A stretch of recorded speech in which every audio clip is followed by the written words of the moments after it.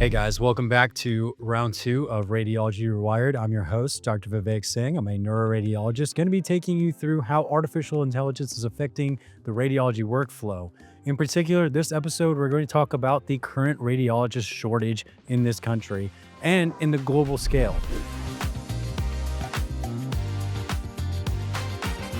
There is a huge explosion of imaging volume and not enough radiologists to read this. We're hoping artificial intelligence can close that gap, but we're going to talk about some of the factors that are ongoing and causing a slow adoption of artificial intelligence. In particular, one thing I want to emphasize, 39% of radiologists intend to leave because of burnout related issues. Why is that? You would think we have a very nice cush job. Sit in the dark, read images, drink coffee, listen to music. It's a great gig. Unfortunately, that's not the case when it comes down to the actual grind. You have unlimited amount of studies to read, more and more images being added, and the everlasting burden of liability for anything that you miss. This has become a big problem in radiology and is only going to worsen in the future unless we can bridge that gap with artificial intelligence. I have a great guest for you guys today, someone who's involved on the neurointerventional side of things and can speak to how all of these AI algorithms are affecting patient care and what he thinks is going to be the future in improving the pathway for radiologists in training. All right, so moving on to today's hallmark articles. The first one I had to talk about was from the American Medical Association.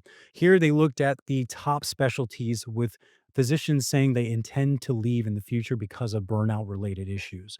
Radiology, surprisingly, was in the top three of those specialties, 39% of radiologists.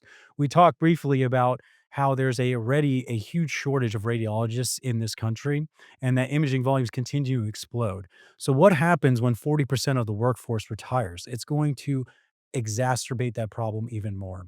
We hope that these AI tools can kind of bridge that gap, but so far they are not increasing the radiology efficiency like we want to. People are getting more and more images to look at, thinner and thinner slices of every single scan, and you're responsible for more and more data, all while being monitored for turnaround time. This becomes a really hard job at times, especially when you're really, really busy. And that's the reason that people are getting so burnt out. How do we combat this? The idea is that some of these AI tools are going to increase the efficiency so much that it becomes much more of a binary process for radiologists. They can look at the output from the scan, see a pre populated report, and say yes, agree, or no, and fix the findings that they need to fix and then move on. This will increase efficiency tremendously. Unfortunately, we are not here yet. We're still at very task specific AI, and we're hoping that this will improve in the future and really lessen the cognitive burden on radiologists. We'll talk about that more with our guest today. The second article we're going to cover is from Nature, titled AI Solutions to the Radiology Workforce. What we're talking about here is the global shortage of radiologists. We see a shortage of radiologists, especially in remote countries where there is no one looking at these images. In these locations, they have used AI successfully with some errors because there are inborn errors in these algorithms. However, in a remote country or a really remote rural location where you have no other options, you can see how this is a viable outcome. However, what matters is the broad overall adoption of AI, especially with large healthcare systems. For that to happen, they have to have a return of investment. If they're going to invest money for software licensing and pay this every month, they need to see efficiency gains that translate into actual return on investment. That is not happening in the United States so far. So now our question is, how do we improve artificial intelligence tools so that they are really optimizing radiology efficiency and improving the return on investment when we invest in these AI companies? Episode two guests, we got Dr. Jeremy Heit here from Stanford University. Dr. Heit is a neurointerventionalist over there, and he's the head or the director of the neuroimaging and neurointerventional services there, as well as the director of stroke. So happy to have you here, Dr. Heit. How's it been? Thanks for having me. That's really great to see you, and this will be a lot of fun to chat today. Yeah, absolutely. So, part of the stuff things we were talking about or addressing in this podcast today was just the burnout in radiology, the burnout rate. One of the statistics that I quoted earlier was 39% of radiologists want to leave their job. That's top three in medicine, which is a lot. And we were chatting earlier off screen, just with the current job market the way it is, the rise in imaging volumes. Like when you hear that kind of statistic, what do you think? It's a real problem, right? I mean, I'm sure you get these too, but I every morning I wake up to a text message from some locums company or some headhunter. Do you want to come work here for this amount of money and, 12 weeks off? And that sounds pretty good. But you get multiple things like that. So there's clearly already a huge need for people to work. Everybody's got jobs. We've got jobs. I'm sure you guys have jobs. And there are not enough people to fill them. You put that on top of a burnout rate like that, the field has a problem. Right. I think the idea is that AI, the innovations in AI are somehow going to just ameliorate the shortage, this already existing shortage. And then you add on that statistic. How have you seen these AI tools evolve from kind of when they started? You've been around a lot of them as from being from Stanford.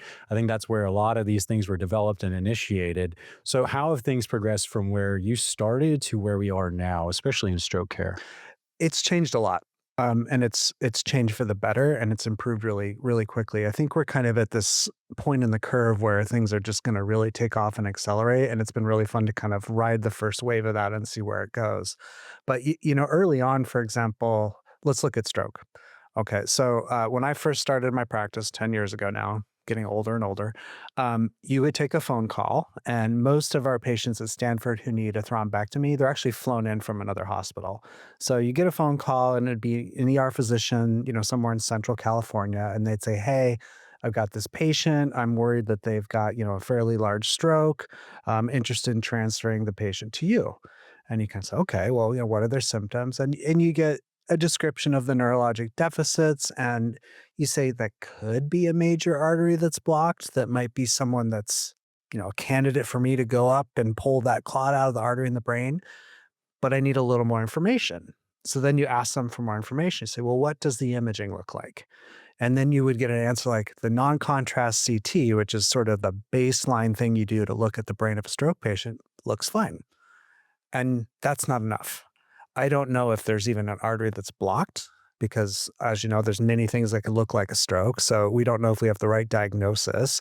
We don't know if we have a target vessel that's blocked that we can treat. We didn't know what to do. So we'd actually transfer a lot of people over just to get imaging and determine if they were a candidate. That's 10 years ago.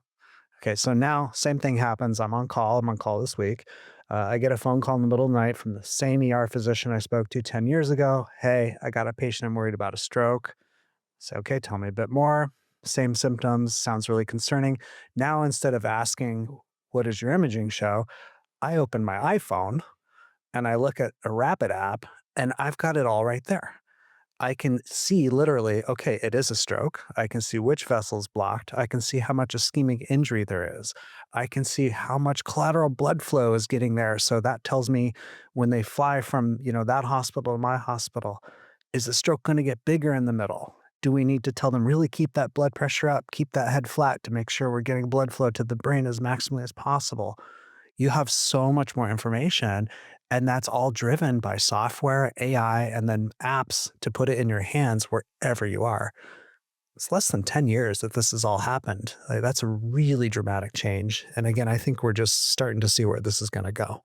Absolutely. And I think that's been my experience as well, as far as seeing new AI tools as someone who, went through residency while they were getting integrated, went through fellowship while during neuro fellowship, we got to use Rapid as well. And we got to see how effective that was. We have studies showing that the door to thrombectomy time is decreased because of applications like this, where, you get the notification, the neurointerventional team already knows where it is. They're already planning their approach, thinking about what can go wrong. And that's great for the patient because you want your proceduralist kind of twiddling their thumbs, waiting for you with all this information at hand already.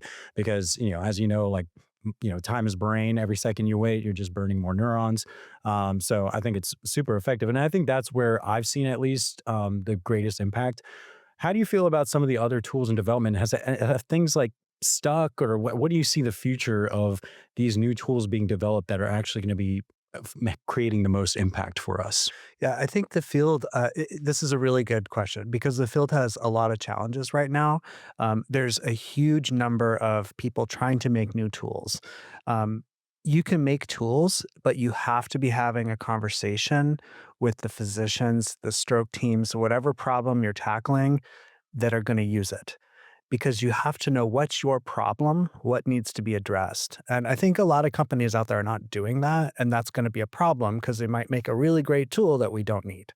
And I'm really happy to see, good companies, Rapid, there are others that do this too, having conversation with physicians and saying, what do you need? How can we help? And that kind of partnership is going to be really critical if this technology is going to meet the needs that we have, be adopted, and make a difference for the patients that we're trying to take care of.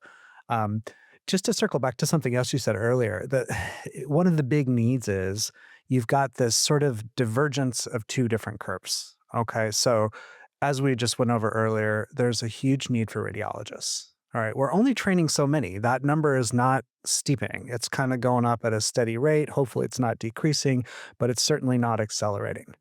The amount of imaging being done is going through the roof. And that's, multifactorial, but clearly it's very helpful in making a treatment decision for patients, right? It's a workhorse in emergency rooms. They need to know what to do. They're getting overwhelmed with patients. Imaging helps make a determination of sick, not sick. Do you go down this path and then do you branch left or right? It helps you know what to do.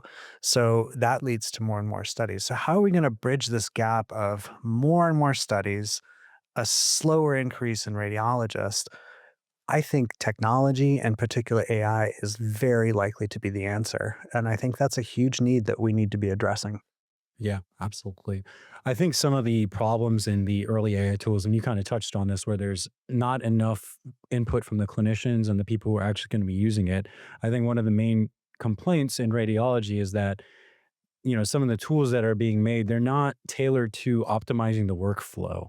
Not optimized. They're optimized to detect certain things, which is great. But you're looking at very specific things, very specific tasks that, yes, maybe it does save us a few seconds, but I think as practicing radiologists, we're looking for something that's really going to move the needle in terms of our productivity. And I think practices, these AI companies and all these new softwares, they have these licenses, the licensing fees that you have to pay every month.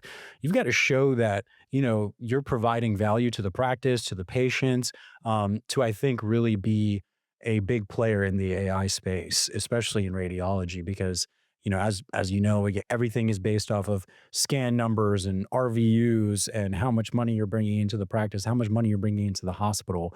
So, can you talk a little bit about some of the metrics that are being used to gauge whether an AI tool is useful or not, whether you're going to keep it or not? I know we've had some that detect nodules. We've had it for a few months and then somehow it disappears, and it's because people decided it wasn't as useful as they thought, and it's overcalling things, and they just don't want that extra input. We're already looking at 5,000 images. It used to be like you could scroll through a head scan and it'd be like 20 images and you're done.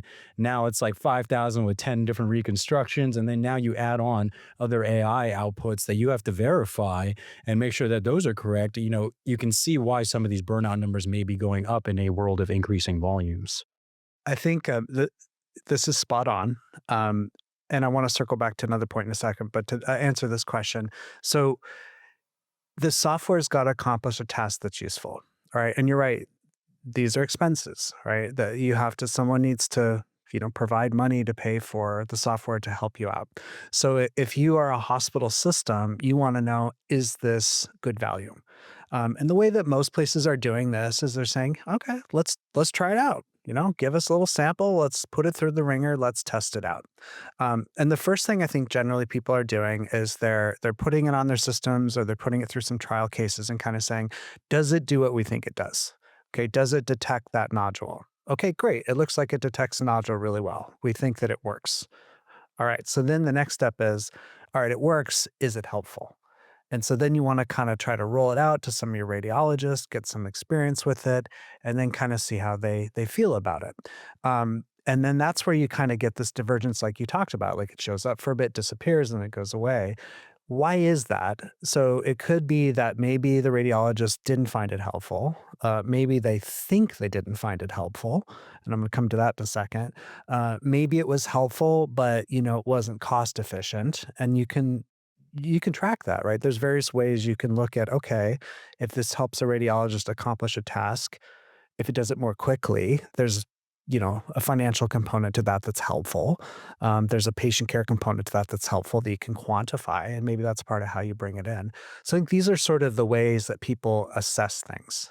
Um, One challenge for radiologists, you really hit the nail on the head when you said this, which is I've got to look at a CT angiogram, and there are already 1,200 images in the study. And you're telling me you're going to add on 10 or 15 more. Like, why? Just stop. I want to have less. I don't want to have more. It's exhausting. And how do you handle that? Right. Um, One thing I would challenge the radiologist to think a little bit about is yes, it's a few more images, but does that make the cognitive task of reading those initial 1,200 images easier? And I think people kind of ignore that a lot of times. And I've seen that multiple places, even at our own shop. It can make a big difference. Even though you're adding a little bit, the efficiency gained can be very disproportionate. I'll give you an example. So I've, part of my research, I'll serve as a core lab reader for different studies, and we'll even do this with our own studies. And you'll kind of say, okay, let's have you look at the CT angiogram and a patient that I'm going to tell you we're worried about a stroke. I'm not going to tell you if they're having a stroke, but I want you to tell me if there's a vessel that's blocked that you, Dr. Heit, could go up and pull the blood clot out. And I'm just given a scan with that amount of information.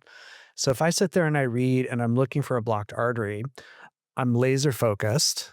Okay. It's cognitively really exhausting to do this. If you read a bunch of studies with that task really focused, like you will be very, very tired and you'll need to take a break. Okay. So that's sort of baseline. Now, what if I then do the same thing, but I'm given a perfusion study map beforehand? And I see a big wedge of green. I see that and I say, well, okay, there's a big wedge of green that says there's slow blood flow to this part of the brain. Very likely there's an artery blocked in that part of the brain. I know where to focus my energy. Then I open up the same CT scan that maybe I read before without that information. I scroll through it and I can focus right to that area and boom, I spot it very quickly. That to me is cognitively very reassuring. And the converse is true also. If I get a scan that I don't see a big green wedge or I don't see a problem, I'm more inclined to think this is probably going to be okay. I still need to do my job, but I find it less stressful, even if I'm maintaining that laser focus. And so I think that's just something that the radiologists, we all need to keep that in mind because, yes, it's a change in how we've done things. It may superficially appear that you're adding work with, 10 or 15 extra images to look at, but it may make you much more efficient and way less exhausted.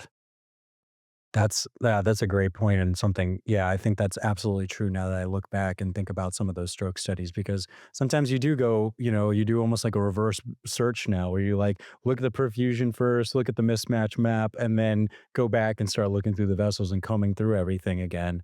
I think this brings up another point with AI and its integration and kind of in the workflow. One of the articles that we're going to talk about on a different episode showed how experienced radiologists gain more from AI outputs, whereas the younger radiologists just out of training tend to agree more with a wrong AI output, meaning they just see like, oh, they called this, yeah, it looks good, agreed. Oh, it's AI, it's probably right. Whereas the more experienced radiologist is really coming through and they are getting productivity gains, like you're saying, because they are, still looking at everything. But there is some bias, I think, especially among like someone like me who is just out of training. It's like, maybe I'm wrong. And, I've only been, an attending for a couple of years. And then maybe you do have this sense of maybe agreeing with the AI more. So how do we I guess navigate through those biases and try to still like, get the zero truth, the truth from these answers from both outputs? Yeah, that's an interesting point. And I would argue that's a problem that is not unique to radiology. You could do the flip argument, like, I'll guarantee I'm going to get duped by a deep fake on, the internet probably much more easily than you because I'm like a sucker or whatever, right? So I think it can go both ways. But this particular point, I think people who are very experienced readers, and these are folks that have done this a long time. If you look at the Malcolm Gladwell, you need 10,000 hours to be the expert. There probably is something to that. And I think, people in your practice. I've got some stellar neuroradiologists in my group. The ones who are really, really good, they have seen so much, right? They have done what AI is doing, which is look at a huge, huge number of examples and learn from it, and they've retained it. And that makes them really quick and efficient. That has to inform how they're going to look at a tool that's trying to help you, right? And so they're going to use the information, but if it's wrong, and nothing's perfect, that's okay. It doesn't need to be perfect. It just needs to be helpful. You still got to do your job and look at everything. But if they look at it and say, okay, and then they look at it's not there, their experience, they're going to pivot back to like, I've done this a lot. I'm really good. I can dismiss that as an artifact or a technical issue. And I think the converse, someone who's not as experienced or newer to the field, you just haven't put in your time yet. Okay. So I think the teaching point there has got to be look at it. If there's a discrepancy, realize earlier on in your career, yeah, it's probably going to take you a little longer to sort that out, but trust yourself, trust your training, right? And if it's suggesting something you don't see, that's okay. It's just had a false positive call. All right. But I think you'll find most of the time, generally, these things are pretty accurate. And that's where it's really helpful. Um, and it's just this, you cannot say, the AI said that, I'm good, right? That's not its job. It's not doing your job. It's helping you do your job. And so you always have to realize there's going to be some pluses and minuses to that. That's an interesting point, though. That would be interesting to study because the flip question also is, well, can you help people adapt to that and learn what to trust and gain more experience more quickly? And I don't know the answer to that. Yeah, and I think that kind of drives into something we'll talk about later as well with these new AI tools and all the things that we're going to be using, I think radiology is kind of the starting ground for all of this stuff. And I think we need to change some of the way we do residency education, AI tools and analyzing outputs and being able to filter through, technical limitations and really understand how these things are being used. That's probably going to have to start being taught and a big part of radiology residencies. And I think this kind of ties into, I do a lot of social media stuff and, I talk to medical students all over the country and they're like, oh, I can't apply radiology. What's going to happen in AI in 10 years? And I think people have this, very, basic understanding that, okay, you feed the AI images, it's going to spit out outputs and boom, job is gone. But I think what people don't realize is how much nuance is required in radiology, how much nuance it takes to interpret these images, how many limitations there are, patients moving around, they've got metal in their head and it's like streak artifact everywhere, completely blows your output. So I think it just shows you like, the evolving role of a radiologist. Yeah, we're going to have to change education to adapt to AI. But I think it moves from radiologists just being looking at images, making diagnosis to being verifiers of the data. And you still need those people because the data is not always going to be great. Like you said, we have errors and stuff like that. So I think this is, addressing some of the medical students and qualms out there. Your role is going to change as a radiologist for sure in 10, 15 years. I don't think it's going to go away because you have to have someone who has this basic understanding of how these images were acquired, what can go wrong, physiologically, anatomically, what is going on in the brain, what do you expect to see? And no one's going to do that for you. No AI is going to call its own error out like that, at this point. So I think that that's a great point about how things are going to transform as things evolve. And also, not to be put a joking slant on it, but I must. Are you saying the world's not black and white? I don't understand. Yeah, like Yeah, what? everything's gray, right? And so I don't think for any physician looking to go into radiology or frankly any specialty in medicine, I don't think that AI integration in medicine is specific to radiology. This is going to be everywhere and arguably in every job out there. Um, don't see it as up. It's going to be totally done by that. Not for me. Where do I go? Because if you do that, you're going to end up sitting on your couch because I could make a very strong argument that pretty much any job could be, impacted substantially by AI. So you got to realize it will be gray. It's going to change. You've been doing this long enough. You've been, in medicine long enough at this point too. It doesn't stay the same, right? The calling is still there. What we do is still there. The patients we're taking care of are still there. How we do it is drastically different, right? Like we had the example I discussed earlier today, and that's, occurred in frankly less than 10 years, but over the course of the decade I've been in practice is dramatically different. Uh, it's going to be way, way different in 10 years. So it's how do you start to integrate these new tools to make you, number one, a better physician? We should be trying to do our jobs better all the time, help patients, and make sure that we're taking better care of them, particularly as there are fewer and fewer doctors. So we need help. So it's not don't go into radiology. It's more, okay, how are these tools going to make the job of a radiologist look different? And I'm going to argue that's going to help it look a lot better, right? We want to see that 39% burnout rate go way down. And this is a technology that has the potential to help.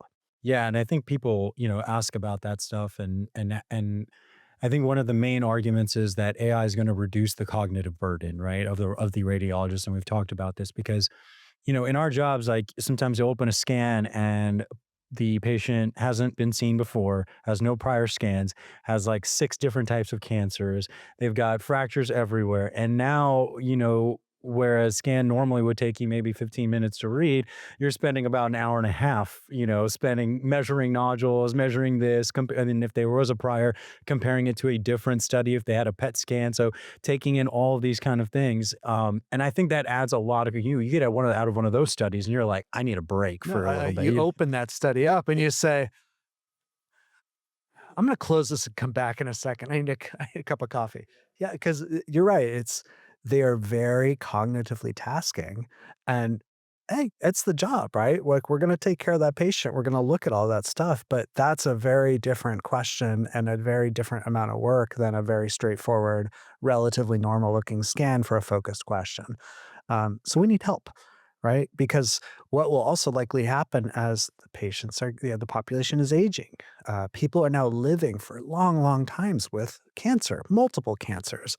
So that means there's more stuff that we got to see and keep track of, which leads to more and more cognitive stress and burnout. So we need help. Yeah. And we were talking about, recruiting in radiology, the Do you current want a job job? market. Yeah, exactly. We were off camera, we were talking about this. I mean, yeah, everybody that you talk to in the field. I was just in a different country and met a radiologist from Alabama who's offering me a job or even locums jobs. Like, I'll send you a workstation. Just please decompress our list. Like, that's how backed up radiology is right now. And I think it's kind of crazy to think about, like, you know, residency slots are staying stagnant, and that's pervasive in medicine. We're not increasing those things, and like you mentioned, the volume is continuing to go up. It's just this gap is going to increase unless we have something that is improving the efficiency of the individual radiologist.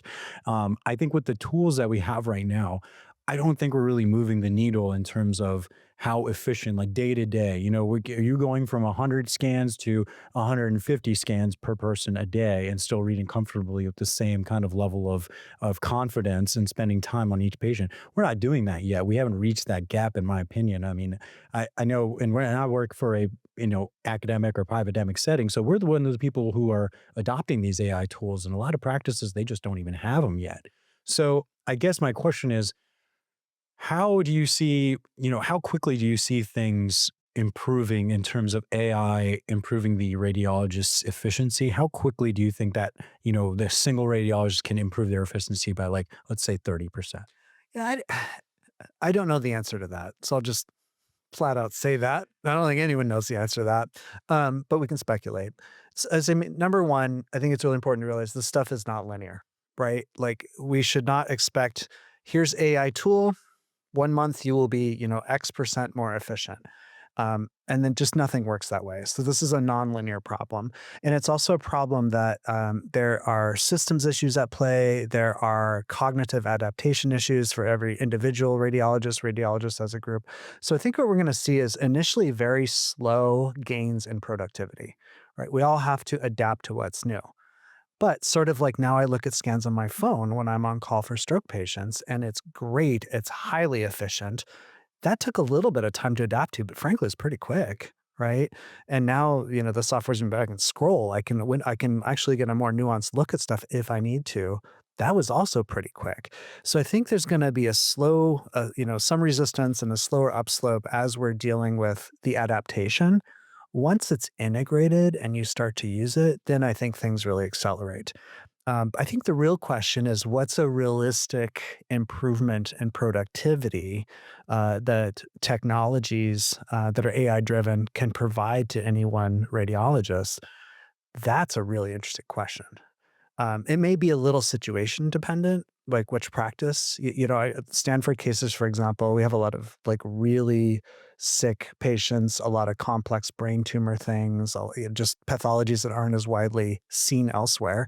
That's a different practice than someone reading just general radiology in an ER looking for big disasters. That's hard to find that are infrequent. So productivity gains could be different between those two groups, but everybody could see a productivity gain. It's just a question of how much. Then that leads to, okay, well, maybe if you're getting better, you can get done a little bit earlier. You can have more time for breaks. You can give your head a rest. Maybe that means that you'll have some more time off for rest and relaxation to recharge and come back to do work. Maybe that burnout rate goes down. Maybe, medical students and residents see this and say, oh, well, this is a good thing. I want to go into neuroradiology. I want to go into radiology. And then you gain the workforce that way too. These things really can spiral. Yeah, I think that's what we're all hoping for. I mean, the way I describe it is I I tell some medical students that I think we're actually trending toward a maybe not golden age, because golden age is gone in radiology. That was like 30 years ago, but a better age in Platinum. radiology. Yeah, exactly. But a better age in the sense that I think we can get to the point where we have an AI that's like, flagging certain things, measuring things for us, and generating a report or like a preliminary report, almost like a resident does. And then it's up to the radiologist to verify those outputs and say approve, or negative. Like it does become a little bit more binary in terms of what the radiologist is doing in terms of approving stuff, rather than combing through everything, measuring everything, dictating a whole report, all that kind of stuff. So, I mean, the way I see it in the future, I think that we're hopefully trending toward that where we can be a little bit more productive because a lot of the grunt work, the measuring and all that kind of stuff is taken care of for us. Completely agree. So that's the stuff that makes you inefficient, right? The reason you want a radiologist reading your scan is the expertise is to read the study, look at it, and really it's kind of comes down to the impression, right? That's the succinct summary of what that expert physician has done for you, the patient. They've interpreted everything, and here's the boiled down. But above that, in the findings section, there's a whole bunch of stuff that's got to be cataloged. It needs to be noted. The measurements of various metastatic lesions, for example, comparing from the prior study, that is a lot of work that reads down to stable disease or improving disease, a much more simple conclusion. So if AI can make those measurement tasks easier, that is spectacularly helpful, right? And it's pretty straightforward for a good product to look and be like, yeah, I agree. Okay, good, good, good. That will really help efficiency. So I think that we need more of that for sure. And I think it ties into the burnout rate, right? It ties into what I think what all of us went into radiology for was to, be able to see so many patients in the hospital, be able to diagnose so many diseases, be able to, really impact their care from the depths of the reading room, like from a distance, right? We're still able to do that. But I think where the burnout comes from is that cognitive burden of measuring everything. Like if we could all just have all that ready and I look at the study and I give you my clinical impression, like as a radiologist, this is getting bigger, this is getting bigger in the setting of all of these factors, in the setting of your cancer and this ongoing treatment. I think that's what's also adding to the burnout is like, you get so many scans and it's like patients can be so complex. They have all this treatment history. So if you're able to take out a lot of the grunt work from it, it leaves us freed up to maybe explore the chart, to do those extra clicks in the chart, to go, yeah, they're a cancer patient, but they were seen at a different hospital and no notes in our system. I don't see them there. So then I have to make a nuanced impression. But, if you have time to go and explore the chart and then you go to the media tab and there's some scanned in documents, like that is where I think the value really lies because then your impression is so so much more helpful for the staff. Then they're like, wow, this person actually like looked at all the treatment history. Oh, they're saying favoring like a pneumonitis, like a drug reaction versus just a pneumonia, right? And I think that's hopefully where we're trending. Well, I mean, there's a couple really good examples of this that I really agree with you. I hope we are trending that way. But say you're reading a MRI for a patient with a brain tumor, okay? And generally, someone has to input the order that generates the scan being done, and the radiologist sees the little kind of succinct history that the ordering physician puts in. And generally, it'll be something like follow-up brain tumor. Okay, so that could mean many things. That could mean it's a little tiny meningioma, could mean it's a primary neoplasm that's not aggressive, it's just being monitored. It could mean it's a horribly aggressive cancer like a GBM that's been through surgery and, chemotherapy and radiation, and they had prior, Got a little radiation gamma necro tau next to yeah. it. So none of that is encapsulated in the brief sentence that is written. So what if you had an AI model that crawled through your electronic medical record system, pulled out all that history, and then when you opened up, the study to start dictating, there's a short few sentences at the top that summarizes very succinctly, here's what's happened to this patient. That has just also saved you a lot of time to crawl through all these notes that are in multiple different tabs in your electronic medical record system. That would be super helpful. Um, Another example, just to circle back to the measurement part, because I really like this. So I have a whole bunch of patients in my clinic, and it's really fun to take care of these patients, but they have relatively small unruptured aneurysms. Okay, so they get a brain scan for a headache, and a vessel scan is added, and you spot an aneurysm that's totally incidental, has nothing to do with the symptom that led to the scan, and it's relatively small. All right, so they need to see someone to talk about it. And so they come into my clinic and you say, look, this has nothing to do with why you got that imaging. We know it's there. It's really small. The risk of treatment is way higher than the risk of doing nothing, but we should monitor it. Okay. So if an aneurysm grows, that's higher risk. We're going to want to know that because then we would treat it. Okay. But now you've got a patient that's going to need a bunch of different scans over time and a bunch of different radiology measurements to say, well, is this thing stable or not? Okay. So I always, again, I have many of these patients in my clinic. We'll get together. I put the scans up with them. I look at them in my clinic room. I say, here's your old scan. Here's your new scan. We measure it together. Looks the same. They feel relieved. They go home. And then I get a message from them the next day. And they say, Dr. Heit, I was really great to see you. I remember we looked at it and you said it was, 3 millimeters, last time, and the aneurysm was 3 millimeters again this time, and it looked the same. I just opened up the radiology report and they said 3.2 millimeters this time. The last radiologist said 2.8 millimeters. That sounds like it's growing. Can we discuss? And both of those folks were right. They just measured it in a different plane. They measured it at a different slice. But now I need to like either call the patient back into clinic, send them a message to clarify it. There's a lot of extra work that's been generated from that. So I would really like to have something like rapid aneurysm that just gives you a standard measurement, right? And for both of the radiologists, they don't have to remeasure it. They can just look and say, here's what it is. Here's what it is. Okay, it's stable. I can show the patient the same thing. Everyone's on the same page, patient included. It's efficient.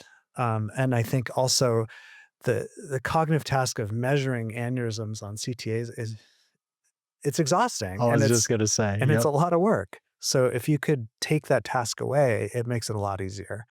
Yeah. So it kind of helps on both sides, because it on multiple sides, right? Because it eases patients, concern. You don't have to follow up something that is stable.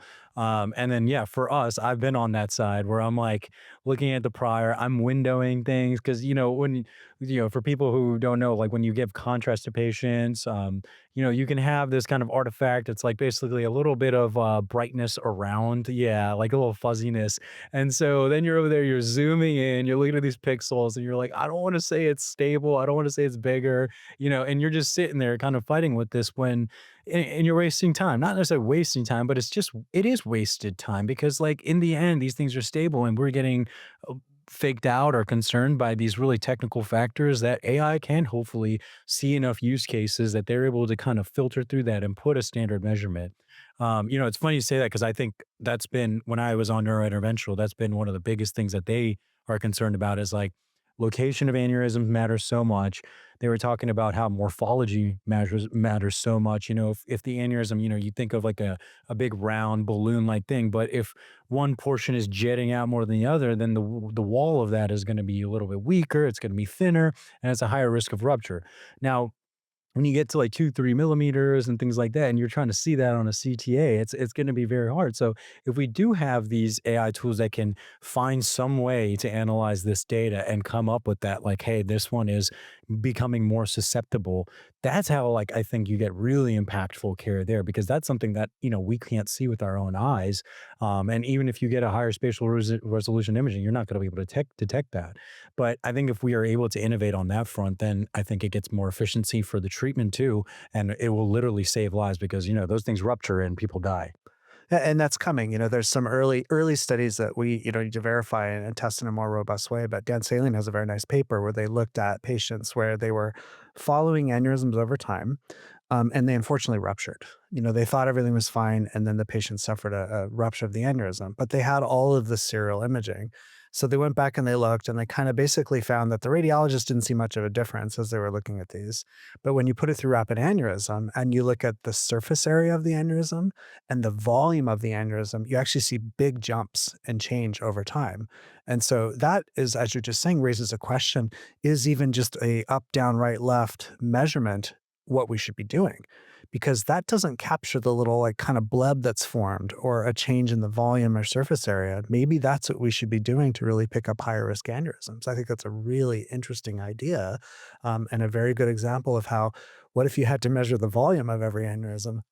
You don't wanna do that, right? You want that automated and just given to you, and you can look at the images and say, "Yes, that looks correct," but you don't wanna have to manually do that. So this is a really good example of where a tool like that would save you multiple minutes, I would think, per scan, that you're having to do as a radiologist. So as you're saying, technology like this can really make us more efficient, but we need to adapt to that. We're gonna have to learn to trust that, learn how to work that into our, interpretation workflow to say, yep, I agree, efficient, boom, back to finishing the rest of the tasks for the study and on.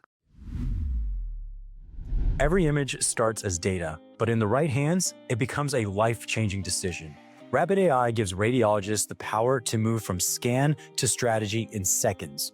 With deep clinical AI built on 700 plus peer-reviewed studies and seamless integration into existing workflows, Rapid AI helps teams catch what matters most, faster. From stroke to pulmonary embolism, from rural hospital to major medical center, Rapid AI connects people, insights, and outcomes. Learn more at rapidai.com. So we've talked a lot about how we want AI to improve this gap for us, this deficiency of radiologists, sky, this imaging just kind of blowing up. On the other side of things, and I also explain this to med students too, is AI is going to make it much easier to scan patients as well. We already have AIs that, it can take one sequence of an MRI and reconstruct literally every other sequence with very good accuracy. If you ever had an MRI, they can take upwards of, an hour to like 3 hours, depending on what body part you're getting, how complex the sequences are. You're in that magnet, it's super loud. All these things can be ameliorated by AI in the sense that they're able to, let's say you get just one scan through the brain and then they're able to reconstruct all these images after. And now you've gotten an MRI done in 5, 10 minutes. Okay. Right now, we're already scanning at big academic centers like 24/7. MRI outpatients are just backed up. Like they're 6 months behind on scans. So you factor that in into the efficiency platform, and it's like, yeah, we have tools that are making us faster, they're measuring for us, but now people are getting scanned 10 times as fast. Then you also factor in the screening population and how there are AI algorithms that are reducing the radiation dose for things like lung cancer screening, like like virtual colonoscopy, all these things, and you're not even factoring in the new techniques of scanning and image detection. We're talking about like aneurysm, like, morphology. Like that's just one application. I think I see a future where not only is the volume going to just explode from where it is right now because of the efficiencies in radiology or AI, but also where our screening populations are increasing, and where we have new types of data to look at, new types of scan. Like we thought, oh, it was so complicated. We're getting CT and MRI, and these things took like 30, 40 years between each other to get developed. And I think it's just going to explode because there's just going to be, we're going to find new ways to look at things. And I don't see anybody else, in medicine taking on that task. It's going to be the radiologist. Anything imaging related, data related, we're going to be little data scientists basically. So how do you see that playing out, like, with the amount of scans that are down the road? This is a really good example of you're talking about problems for one person that are solutions for another person, right? And so this is where you can't just look at this from your perspective for whatever seat you're sitting in. You're sitting in the neuroradiologist seat over there. Say I'm sitting in the patient seat over here, right? My doctor tells me I need an MRI. It's a wait time of 6 weeks. That's pretty standard because there are not enough magnets for the people who need MRIs. So the solution is how can we cut that time down so that me, the patient, I'm not worried. I get my diagnosis more quickly. My treatment for what needs to happen next is expedited and clarified. Okay, that's a good thing, right? But as you said, AI is really good at protocol acceleration. You can take 30-minute MRI and maybe get it down to half that time or even faster potentially. Who knows? Like this technology is changing really fast. But then you over in your radiology seat, you've got to deal with twice the number of studies. That's bad for you. So I think what's really going to happen is everyone's going to have a kind of a seat at the table. And as a group, we're going to have to say, how do we compromise a little bit, but meet everybody's needs? I think it's inevitable, as you're seeing and I'm seeing, there will be more scans. Like there is no question, right? The patients need that. Hospital systems want to be able to provide it. I think the link that's kind of missing is what we've been talking about. There are not enough expert personnel, radiologists, neuroradiologists, subspecialists to read what's being generated. We need help, like period. And it's hard for me to see outside of technology what that solution is because say I'm back in my patient seat over here, great. Instead of 6 weeks, I got my scan in 2, but the radiologist isn't going to look at it for 6 more weeks. Well, maybe I wanted the original deal where it was 6 weeks and it was interpreted more quickly, right? So we've got to make sure that we figure out how to solve that problem. It's going to be challenging, but I think people are, despite what you sometimes see in the world, we can all sit at a table and find where we're aligned on goals and figure out a way to get it done.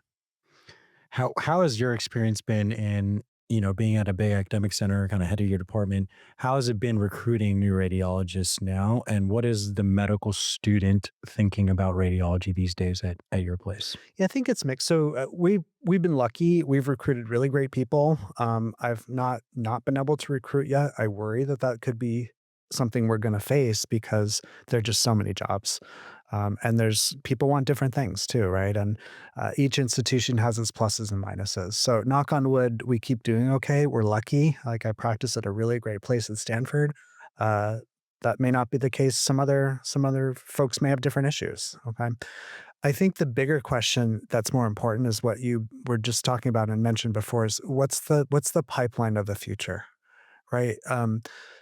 How do we get med students excited about radiology again? I think that there's still good enthusiasm, but there's so much concern and it's appropriate. Like, and I would not want to have a job if it is not going to be there after I put in my 5 years of training, for example.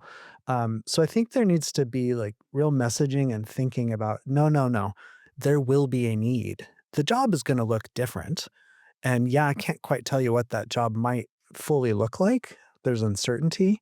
That doesn't mean it's not going to be great. My guess is it's going to be better than it's ever been, and it's a pretty darn good job. Like it really is.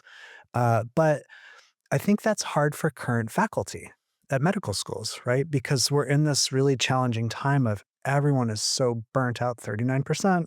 As you said, I think that applies to academic medical centers too. So if everyone's really burnt out, they're fried, and then you've got a medical student, rotating with you, or you're giving a lecture, that burnout comes across, right? You could say whatever you want, they can see the burnout. So I think we as faculty need to also take a step back and think about, well, how do we really reassess where we think we're going, realize this is a challenging time, In history, there have been a lot of challenging times. You get through it, things get better. And then how do you message, hey, it's uncertain right now. I'm really optimistic that this is going to be phenomenal. And here's why. And hopefully people believe that. But I think people are so exhausted that maybe they aren't even thinking about it enough. This is a complex problem, but we need good people to keep coming into the field. Yeah, and I mean, I think that's a great point because I know when I was choosing a medical specialty, that's kind of where I gravitated was I think a lot of people in med school, they have this misconception that they need to be like this, pediatric cardiothoracic neuroradiol, just trying to do the most. How many abbreviations after my name can I get? Yeah. Yeah, exactly. How many letters can I have? But what I really factor in, and what I encourage all medical students to really factor in is lifestyle factors. Talk to your attendings. Who are the happiest people you work with? Who enjoys going to work? All those kind of things.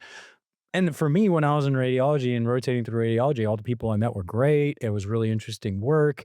They tried to put you in in the driver's seat, make you take some cases, and that's really where I fell in love with it because I think also the medical experience or the medical student experience in radiology is not great. We're so busy that these days that we don't have time to teach you. We have you sit behind me for 2 hours, and I'm like, "Oh, you're still here? Like, go enjoy your day." We're like the chill rotation. And I mean, it's nice for them because they're like, "Oh, yeah, Rads is so chill," and stuff like that, but they don't see it from that side. They don't get to be put in that, like, seat and actually get to do the diagnostic experience. I tell people radiology is kinda like watching someone read a book. You're bored, right? But you have no idea what's going through their head. They're fully engrossed in the study and just completely lost in what's going on. So I try to tell medical students to, take that initiative, try to spend a little more time in the reading room. But like you're saying, I mean, those factors really play into the choice because if you meet a radiologist who's just like, I'm so busy, can't talk, can't teach, God, this is annoying. And they're, complaining about the ER. Why the 10th PE scan that's negative? They're going on their diatribe. You can see how med students are kind of like, pushed away by that. So yeah, I think that's a great point is that we have to at least provide some enthusiasm because like you're saying, I love my job. And that's why I'm very vocal on social media. And like, I think hopefully if you guys are listening to this stuff, this is like, take this to heart. These are two people who are actually in the field that are actually know what's going on and will do the work day to day. So you'll read comments like, oh yeah, AI is taking it over. I've been reading comments like that since like 12 years now, and things have only gotten more important for us. We're more impactful. You have the rise of, like people being seen by not a physician necessarily. And there's just more scans and more like reliance on us these days. And I think if medical students start to understand that, they realize it's such a great field for what you want to do. And I think, again, to the medical students who might hear this, please look at this very carefully and do exactly what Vivek's saying and like try to read the scan yourself and then say, here's what I think. And then have someone teach you why that's right or not right and get immersed in what it is because it's really fun. It's really, really fun. It's a puzzle. Every case is a puzzle. When you solve the puzzle, you're helping a patient. I remember, when I was a med student doing my clinical rotations, what really struck me is every rotation I went to, there really are very few major decisions that happen in a hospital that are not driven by an imaging study that clarifies something and says, okay, here's the diagnosis, do this. And that just, I think, shows you the importance and power of radiology to all of medicine. It's also remarkable when you go and you read out with a skilled, thoracic radiologist, and they know just as much about lung cancer staging as a thoracic oncologist. Like you have to know so much about so many different specialties that the radiologists were these little encyclopedias of medical knowledge. Those are the physicians you remember in med school, right? It's the ones you round with where they just know so much, and you're like, how do you know all of this? And it's just the level of training that's required and the expertise. And those are the good things and the fun things and the value added. And we'll keep doing it. We just need to make sure that we're nurturing the young folks to realize what this is.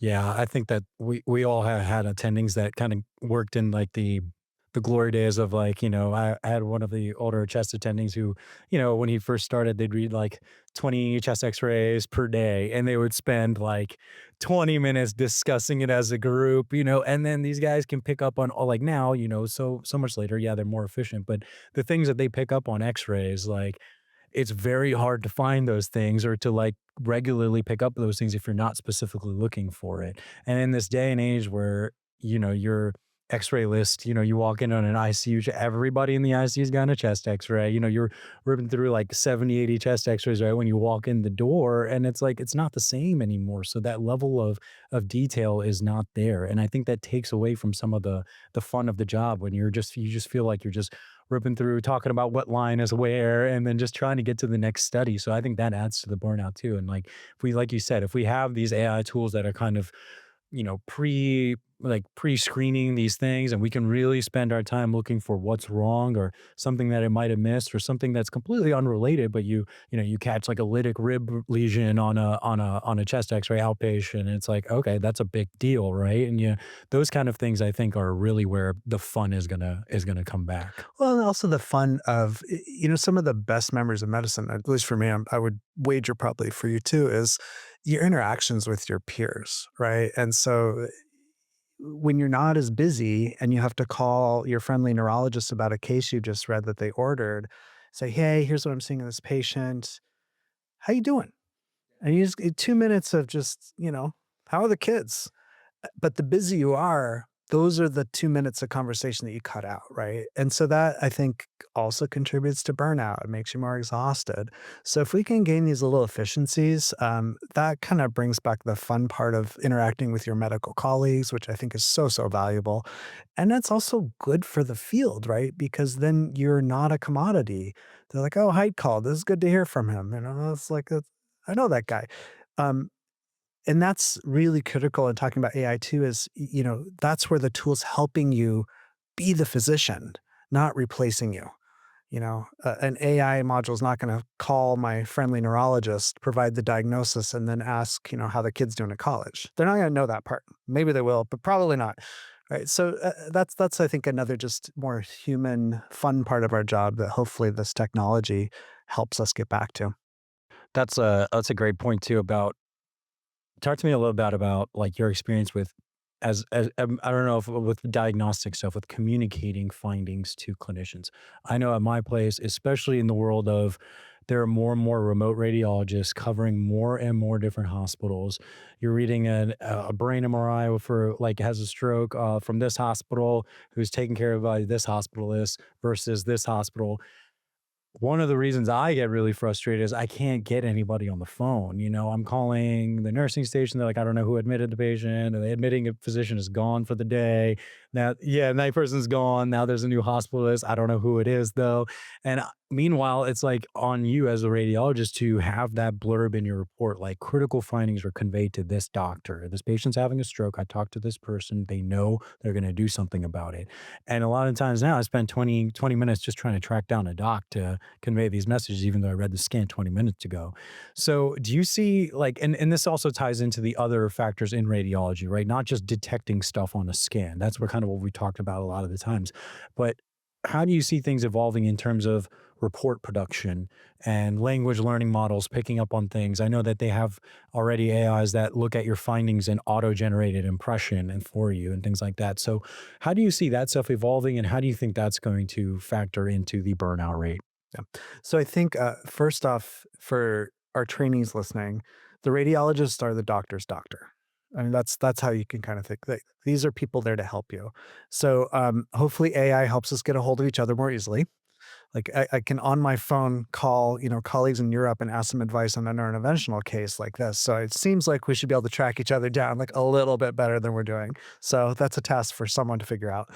Um, when you get a physician on the phone, with all the handoffs that you're describing, which happen in every hospital across the country right now, I always think it's a really good idea to say, "Hey, this is Jeremy. I'm looking at this scan.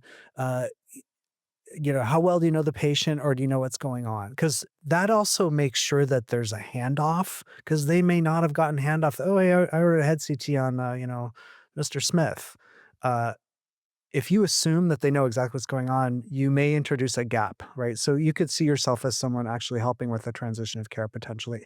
And it makes sure you know what the heck's going on because you may have assumed something based on the headache requisition or fall that you don't quite really know what happened. So take a few minutes to do that. Not even a few minutes. It's literally half a minute probably. Get a good history, establish a rapport, say what you're saying, and then, make sure you say your name, get their name. Hey, nice to meet you. That is really, really helpful. As I agree with you, you're talking to more and more people in more and more locations. We're all human. Like we should make sure that we maintain that.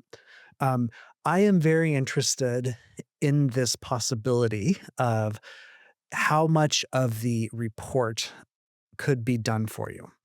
I know this is a really hot area of interest. This will probably require, I think, much higher level AI models, like probably foundation type models to really pull this off. But it would be really nice if your report could be pre-populated. And that I think will lead to efficiency. And I think we know this, right? Because if you are in an academic center and you read out trainees, you can actually read quite a bit more volume potentially than on your own if you have really good trainees because you can read them out. They are doing the report for you. Then when you go back and you double check and you sign off, you don't have to dictate the full report because it's there. Right. So there's already a real world analogy that will help you gain efficiency. So if we apply that to everybody, that I think would be a really meaningful change that's helpful. I put the little asterisk that to circle back to one of the earlier points you made, Vivek, is okay, what if it's wrong?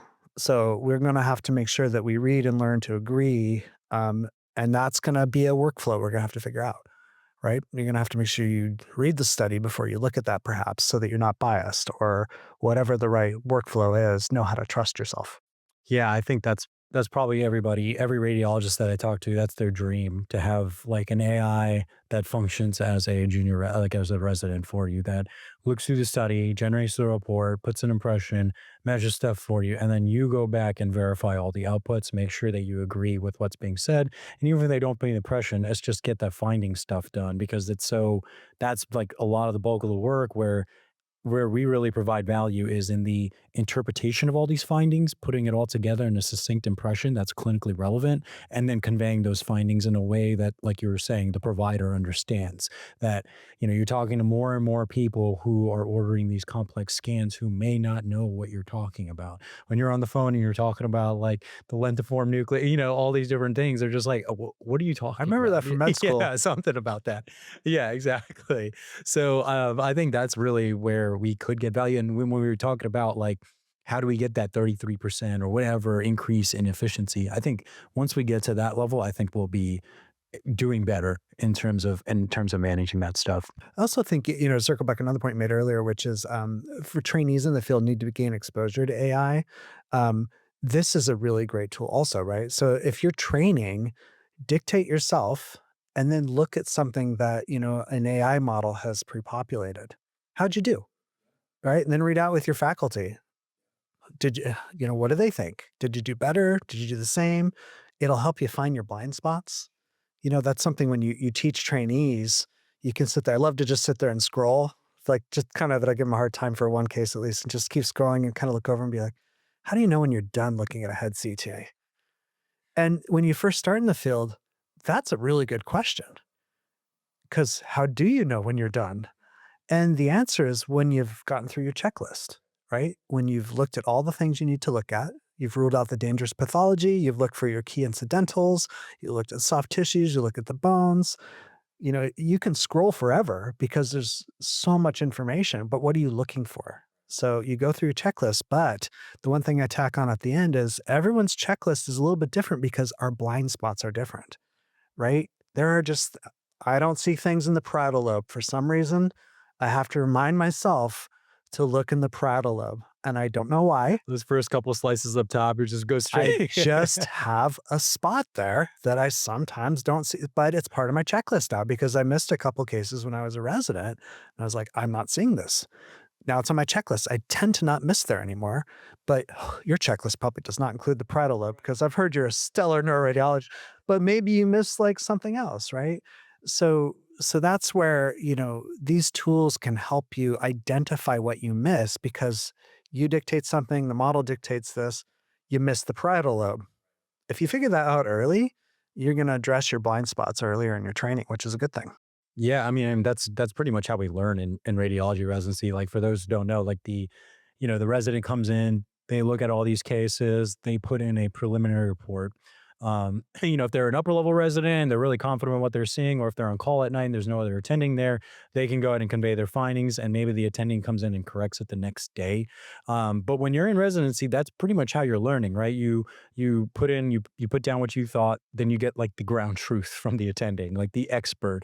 And yeah, like you're saying, I think that's what everybody realizes. Like for me, my kind of blind spot that I realized after not a big miss, but it was like enough of a miss that my attending made a big deal about it. But like on CTAs, looking at the pulmonary arteries or those top little branches of the pulmonary arteries, because you do catch very subtle pulmonary embolisms there, and that's a big deal. Patients like, they're acting a little wonky, they got a CTA head neck. Oh, the vessels look great, brain looks great. Well, is there something else going on here? And so that's now one of the first things I look at on every CTA head neck. I go straight to those little pulmonary artery branches, even if we're just getting the top, just double check It's those on your areas checklist. because yeah, exactly. So that's a great point. I think the role for AI in teaching like the future of future doctors is going to be huge. And I think I completely agree with what you said earlier that getting exposure to AI in radiology training is really critical. And that's actually something we actively discuss in our group. And we're looking at, bringing something in is, look, this may be marginally beneficial to us, but the benefit to the trainees to see this, there actually is real value there. And that's worth keeping in mind. It may be harder to quantify, financially if you're in the C-suite, perhaps, but for an academic center, that is part of the mission, and I think should be incorporated in thinking about these things. Burnout doesn't have to be the cost of better care. AI should lighten the load, not add to it. Rapid AI's clinically proven tools integrate directly into PACS and EHR systems, delivering actionable insights in moments and reducing cognitive strain across care teams. Learn more at rapidai.com. So, we tell me a little bit about your take on we're going to talk about this in a different episode about kind of the business of radiology, but I'm really curious about what you think about this. There are like new AI driven imaging firms that are offered to paying patients, like whole body screening MRI, for example. These are going to be coming down and going to be more pervasive, right? And they're just basically screened by AI algorithms. And I think they do hire some radiologists to look at the outputs if there's something abnormal, and they do hire for that. And on the opposite side, so you have your paying patients who can afford that, body MRI that has nothing. They're otherwise asymptomatic. They just want to screen for any type of cancers. Then you have, at least on the job force side, the corporatization of radiology and the corporatization of medicine. All these private equity firms getting involved in radiologists and very few true private practices being left over. How does this all factor in? Like, you think about corporatization and how like the bottom line for private equity is, money and getting that money. Do you see a future where like they're going to try to optimize these AI tools beyond what's safe to move the needle? I mean, I hope not. I don't pretend to know. I think that that's always a potential danger. You know, healthcare, there's a business side to healthcare that's just essential because it is huge, right? And so, yes, there's a business that goes with it. You still fundamentally, the job and the industry is taking care of patients. And so, doing that at a profit is kind of inherently problematic. And so I think that's a little bit of the cognitive dissonance I have when I hear about private equity getting involved because they're very different motivations. That doesn't mean that there's not some value that could be added, right? Because there's clearly a ton of inefficiency in healthcare. There's a ton of inaccuracy and errors that occur in healthcare. So perhaps some of the business world corporatization, as you said, can improve those things. Like businesses are very good at that, right? Reducing errors and improving efficiency. But when you start to push it too far to wring the dollar out for your shareholders, that I think becomes problematic. And I don't know how that plays out. I think this is a little experiment that's relatively new. Um, we'll have to see. Maybe it's fine. Maybe it actually makes everything better and it's okay. But I share the concern that that could be really problematic. I've heard stories. I don't actually think I know anyone personally who's been in a group that's been subsumed by private equity. I've heard some people, it's fine for a few years and then they just hate it. Like you become a cog in the wheel. And I think that's fundamentally the biggest danger of that approach, right? If you're a cog in the wheel, and you're not an independent physician, doing your job and taking care of patients, you lose that kind of purpose and meaning. That's a problem. And so we'll see. I think there's a lot of uncertainty in this, not just in radiology, but obviously radiology has been substantially impacted by this practice. Can you tell me a little bit about, we talked a lot about how AI is affecting radiology or may affect radiology. A lot of recent developments in AI and just greater clinical medicine. You have these, big automated or these big EHRs, these electronic health records that are now incorporating AI tools where it's scouring through lab values, like pre-writing your notes for you, listening in on your conversation and stuff like that, just baseline. How do you see AI affecting like just the greater clinical scope, like whether it comes to medicine, family medicine, other fields outside of radiology in today's world?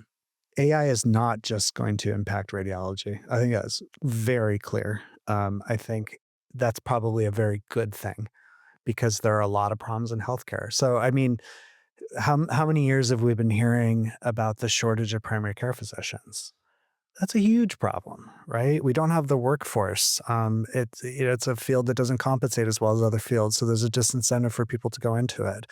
And so, we have to grow that pot of folks, right? There's NPs who serve as primary care providers, PAs serve as primary care providers. So you have sort of, non-physician people helping to take over that role. So that's but one example. If you think it takes a long time to get into a primary care provider, try getting into a specialist, right? How long is it going to take you to get into a dermatologist? So we have a problem, right? So those are opportunities. And again, the number of people going into medicine, even though the numbers to med school may be going up, there's a bottleneck at residency training, which is funded by Congress, by the way. So these are actual laws that have to change to, you know, fund more people to train in medicine and get rid of the bottleneck. So can technology help take care of some of this? Um, I don't see why not. And that could be really helpful. So, what if maybe AI could be a decent primary care provider? We were kind of speculating about this earlier. I don't know. That's worth looking at. Can it crawl through all of my lab work and my chart and then say, well, what's your main concern today on a little video visit with an, AI physician or primary care provider? And you kind of tell them, the job there is, okay, sick, not sick. Okay, if sick, really sick, gonna be a problem, or you're probably gonna be okay. Here's the test to do to sort it out. That's the hard job. The primary care provider, it's sort of like you have to sit outside the street here, watch all the cars go by, look at the people in the window, spot the one that's got a problem. It's a busy street. Okay. So maybe AI is really good at finding that one patient who you do not want to send home or you need to go to the hospital. I don't know. Um, that should be studied. I think that's really interesting because maybe they're really good at that. There's so much noise for most providers that that's a problem. And if that works, guess what? Maybe we can include that into the primary care workforce. And then maybe primary care providers can actually have more than 15 minutes with each patient and enjoy some of the things like, how are your children doing? Right. Those are the things you always remember as people that remember what else is going on in your patients' lives. But if you're forced to get through a visit in 15 minutes, you're not going to do that. Right. But that also is what's going to separate you from the AI primary care doctor.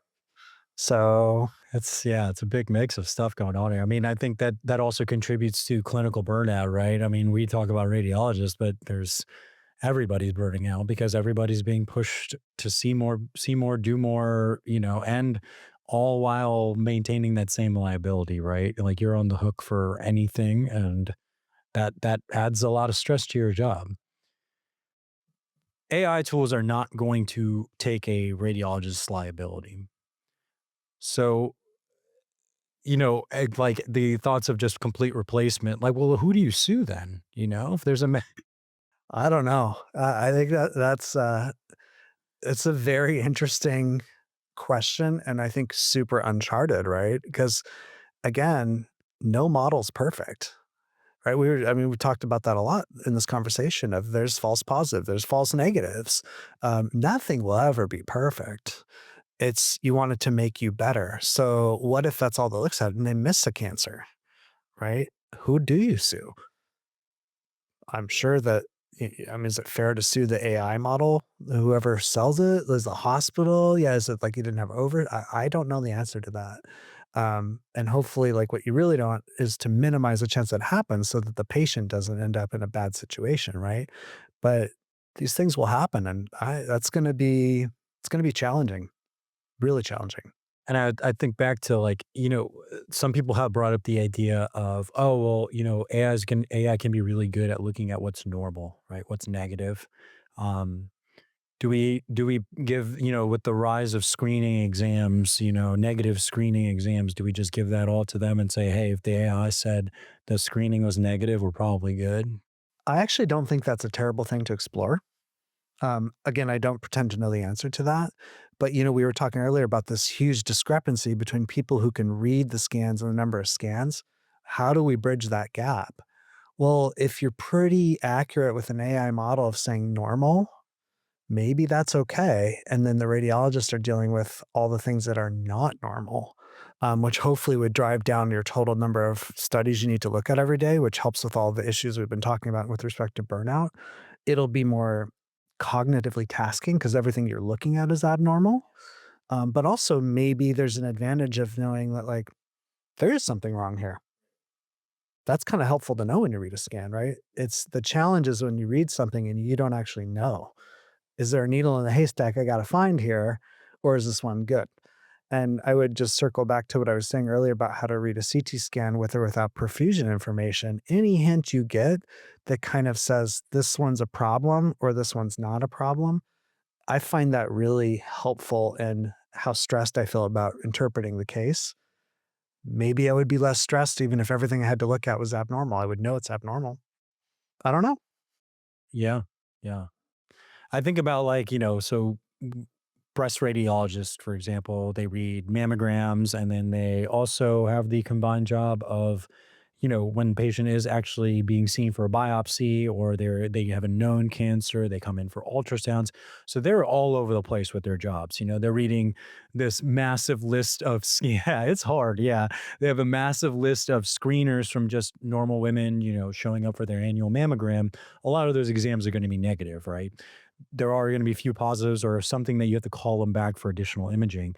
But I could, see it like that would be a great use case to try some stuff out. Like on screening mammogram, if this AI has a really good sensitivity and specificity of being saying like this is a regular mammo, there's nothing on here that's super concerning, or if it even has like is still sensitive, you know, detection rate of something like a little bit off, like you're mentioning, like you just get this sixth sense. If it's able to pick that up, like even this little bit, and is able to just kind of spew that out to look at those second eyes on the radiologist, that still reduces things significantly. And then you just think about like, well, what if that one of those cancers came back positive? It's a 20, 20, like 30-year-old patient with dense breasts, and now she's got stage 4 cancer and it's 1 year, like these are the kind of things. So it's like, it's so hard to say like, yeah, well, that's going to be great in the future while also, understanding that there's going to be errors and there's going to be people who don't get treated properly. But at the same time, it's already ongoing where they're backed up and someone's mammo hasn't been looked at. So it's like this, you can't win, within No, you can't you win. really Can't can't. have your cake and eat it You got to too. just try to make it better, right? Yeah. Well, for our students and I guess lay people are listening to this, there's a little sliding window, right? You want something that is really sensitive. It's going to pick up a problem if it's there, but you'd also like it to be really specific. So if it says it's there, it's actually there. And those often are mutually exclusive. You cannot get both of those to 100. So then you got to say, okay, what do I want? Do I want to be really sensitive or do I want to be really specific? And that actually may differ depending on what you're doing, right? I mean, if you're looking at screening mammograms, you probably want to be really sensitive, right? But that may mean something that you say, oh, this looks real is not. Okay. But maybe, so then someone's gonna have to look at that, but it will be less than having to read all the ones that are truly normal. So you could, you could move that dial and slide the thing back and forth between the sensitivity and specificity to kind of the spot you think is optimal, and then just recognize you're going to have to deal with the part of it that's not optimal. And we're no different, right? Like there are neuroradiologists and just radiologists in general. Some are very sensitive and they might overcall stuff. Some are very specific, like when they say it's there, but maybe they miss some things. That everyone is a little bit different on that spectrum, and I think an AI model is going to be the exact same. So how to use it? Yeah, and it might be, institution dependent, right? Yeah, Like, absolutely. What do you need? also, I think this is there's a great question for you because you're at Stanford when all this stuff was going on. I remember in training I read, when they're developing these algorithms, they would notice. I think this one in particular was about Stanford chest X-ray algorithm and interpretation. They noticed that um, it had really good results in Palo Alto, right, on Palo Alto patients in Stanford. They took, yeah, yeah, great, yeah, it's like yeah, big lung volumes. Everyone's healthy. They're taking a deep breath. Image quality is great. The techs know exactly what they're doing. Yeah, yeah, exactly. But then they take that same algorithm and apply it to a population in Florida, and everything completely changes. It's overcalling things right and left. They're finding that, because all these AI algorithms are black box, right? We don't know. We just feed it images, it spits out results. We have the golden truth that it compares it to, and we don't know how it got to that conclusion a lot of the times. So what they found was that, if it's this one, I think was looking for pneumonia in particular and trying to identify that. They found it was identifying if the patient had an endotracheal tube, it's much more likely to call a pneumonia, which clinically isn't wrong. If someone's intubated, yeah, that's It's a good probably hint. true. They might have a pneumonia, but then it just starts calling pneumonia on patients who have clear lungs and are intubated, right? So that's the other kind of factor in a lot of the deployment of the AIs. I think they have to be valid in a heterogeneous population. And I think that's another challenging factor that I think a lot of the software companies have realized. It's a huge problem, and actually, I would argue, it's partially not really an implementation problem, it's a training problem for the model, right? And that's a huge issue because, look, the companies that make the products, they are not multi-institution companies. They are not don't have access to the huge amount of databases that are geographically, variable, that are CT scanner variability, right? Different vendors, they look a little different. So, and it's really hard to get data to train all this stuff. And that's been really hard for the field in general also, because in order to train a model with sufficient diversity and sampling of all the different things that are out there, Palo Alto versus Florida, Siemens versus GE versus Toshiba, you're gonna have to have data from all those different places, and it's hard to share it. It's really hard. Data sharing agreements are challenging. Anonymization is challenging. Making sure that patient health information is not identified is challenging. But that, you're right, inherently limits, what you can train on and will lead to these problems. So I think that would be really nice if there were, frankly, even some legislation to lower the barrier or make this more feasible, so that the field could move forward. Because if it were easier for academic institutions, companies, et cetera, to get broader training data, it will just make the pace of improvement that much better. Yeah.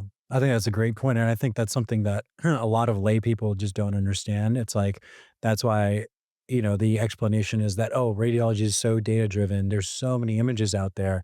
It's a perfect field for AI to just really provide value." But I mean, you see this all the time. Like I read from multiple different hospitals, so I mean, on one of those hospital CT scanners, I could call one pathology on every single patient because there's just always this shadow in that area, and I look at the scanner, I'm like, "Oh, it's this place," and that's just thing. But if you spend your whole like, if you're training an AI, it's gonna flag that, and it's gonna call it abnormal, and there's just a lot of different factors in terms of what the picture actually looks like, like, as you're saying, if it's an older scanner, they don't have everything optimized in terms of their technique, like, you miss stuff or, like, you overcall stuff just based on that alone, so yeah, the idea of a, artificial intelligence that can just, filter all that out without this context is gonna be really tough. It's a really complex problem. I think for any of the lay public that's listening to this, you walk in to get a CT scan and you just kind of see the single little donut hole you're gonna put your head in. They kind of look the same to you, right? But what you don't see is in the control room, it's kind of like the cockpit of an airplane. There are buttons all over, there are dials to turn, and each little place has optimized things to what they like. Some places do more than others. Some people like it to look this way versus that way. So there's a lot of variability. And so the way the scan looks can be very different. Fortunately, the radiologists are good at saying, like, well, it looks like this on this one, this on this one. But you're right. The AI model doesn't know that unless you can pool all that together and really train it. Okay, good, bad, problem, not problem. It's a problem. It's a real problem to sort out. So on that point, we talked about how like bigger companies are going to have trouble right now, especially integrating the heterogeneity of data. One of the solutions that I've read for this is, okay, you're a big hospital system, build your own AIs within your own system. So like you have your own AI algorithm, your own chest algorithm. Every patient who comes to Stanford is getting seen on that algorithm. You have the same, semi-similar techniques, semi-similar population, and maybe you can rely on that more. How do you feel about I that? think that's gonna be problematic. It's a valid thing to think about.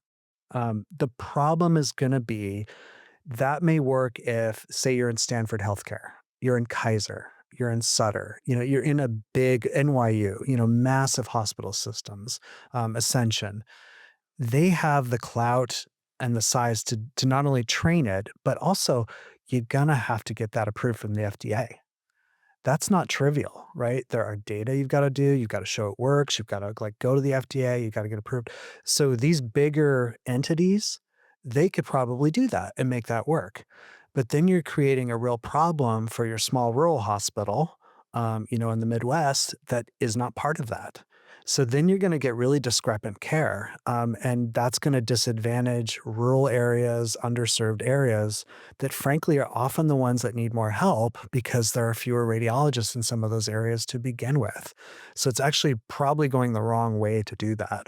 Um, Again, I'm not an expert in this. Maybe there are clever ways to get around that or to mitigate that, but I think that would be problematic. Yeah, and I think, like you're saying, it undermines the bigger, the goal of half of this stuff is to kind of standardize healthcare, to be able to have like image expert eyes in, rural Wisconsin, on your complicated brain scan, like not just being interpreted by a radiologist there who's never had much neuro training and now that's your standard of care. Idea was to kind of democratize like, the exactly, the expertise. So I think that was like my thought too, is that then that just kind of skews everything toward academics and big hospital systems. It's going to just increase this gap even more where we need to just figure out this heterogeneity and data problem. So Yeah. Yeah, and there may be ways I'm not thinking of or aware of, but I suspect that this is a real problem with that approach. Oh. all right. So one of the other articles that we talked about in this episode today was the fact that more and more patients out there are turning to AI for self-diagnosis. Whether that's clinical questions. I mean, I think I've asked some skin stuff to it before, and it was pretty good. It was pretty accurate. And even just getting second opinions on X-rays and stuff. People taking a picture on their phone, uploading their X-ray to ChatGPT, seeing what it said, then going back, calling the radiologist or calling the hospital and being like, "Hey, this thing says this and yeah, I have cancer, right?" And they did this study, this newsweek article showed they did this study, like 25% of them found out they were wrong later when they actually saw a doctor and kind of self-diagnosed. So in this age of, patient interaction with AI as well, how does that factor into like, how a clinician might see a patient, following up questions that have already been pre-researched by AI? I think there's a lot of ways to unpack this. So, first off, one does wonder what drives that behavior. Okay. So, pessimistically, it could be that they're having a hard time getting in to see their doctor, right? Because there's a long wait to see the primary care doctor, there's a long wait to see a specialist. They've gotten a scan, they want to know what it means, and their appointment's not for a few weeks. So, I think that's potentially indicative of a system challenge. Um, on maybe a more positive note, people are curious. And I think that's great. Like, we should all be curious people, and that's fun. One really enjoyable thing about practicing at Stanford and Silicon Valley, it there's a lot of very educated people that absolutely do this. Like, they will go and they'll do research, and they show up with articles I haven't seen before. Some on the fly, "Oh, I haven't read this one." And so I really appreciate that, and honestly, I think it keeps me on my toes and makes it fun, as a physician, because you want to be educated too. So that's a good motivation at least, and it could be a mix of both. Okay, so then it gets done, sort of irrespective of the motivation. This is where it's challenging. So I do think, these tools will get better. 25% being wrong, false positive, that's too high, right? That's too high because that's gonna lead to a lot of anxiety, a lot of worry, perhaps, some mistrust in a physician who reassures you and says that's not correct. They may want another opinion to verify that depending on how the patient feels or is wired. That's challenging. So, inherently, that could be an okay thing in that maybe it will help with a diagnosis that's really, really hard. Right, you can read that this shows up in the New York Times every now and then, this patient sees all these doctors, no one can figure it out, and then they put their symptoms into ChatGPT or whatever, AI model, and it comes up with the solution that no one's thought of.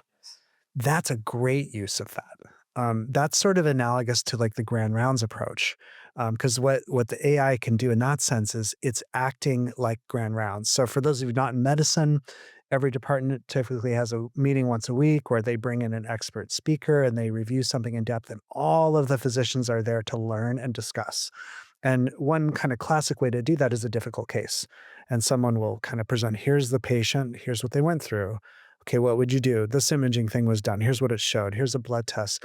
And everyone kind of weighs in, and the collective group very often gets to the diagnosis that very often was not picked up by an individual person or took a really long time to get to. So, can AI serve as a sort of collective knowledge? That would be great. It's clearly not there yet. So, any patients listening, people that are doing it, just be circumspect. These are tools that are not designed to function like a physician who's gone through medical school and trained, for many, many years after medical school, has been practiced for many, many years. I bet it gets better, but I don't know how long that takes or what that looks like. But it's very interesting to hear people doing that. Yeah, so basically you can use it, but take that information with a grain of salt and follow up with your doctor, right? Yeah, and be really careful if you're a person where, whatever news you're gonna get is gonna make you be really worried or perhaps overly reassured. You kinda have to know how you're set and be circumspect of that. You may be wrongly worried, you may be falsely assured. Wanted to ask you one more question, kind of a question we ask every guest. What is one thing throughout your life and throughout your medical career that has kind of rewired the way you thought about medicine and healthcare? Hmm. I think it's really important to recognize that things will change. And I've had to rewire my own brain to kind of, adapt to that. You know, th how you do things 10 years ago is not how we do things right now. How things were done 30 years ago is not how we do things right now. Um, there are kind of certain instances where you really get a glimmer of that, and you may not be aware of kind of the creep or the change that's occurred, and it's fun when you kinda have that moment like, "Oh, it's actually happened. Wow." And for me, I think taking care of stroke patients over the last decade, that's been something that's really made me much more aware and interested in everything we've been talking about today with sort of automation of imaging, introduction of artificial intelligence, because it's already really making an impact for stroke patients. And I just remember that real change, like I talked about earlier, of, oh, I can see the imaging on my phone. I know exactly what's going on. And suddenly my conversations with ER physicians and referring hospitals, they're so much more succinct. It's like, yep, could see the imaging, any reason that they would not want to be aggressive and send the patient for, a thrombectomy treatment. Great, let's get him here. The time I spend on the phone talking about whether to transfer a patient or not is cut in half, like very consistently now. And so once you kind of like look back at why that is, and it's just having something more accessible that I can see, it's a huge change. Um, it's not business as usual. This is very different than how we used to do it. So I think for everyone looking at this, look at the world now. It's going to look really different in 5 to 10 years. The system's going to get rewired. Your brain's going to get rewired. We're all going to have to adapt to it. And that's okay. I think change is inherently scary to people and unsettling, but it will happen. And that's an opportunity.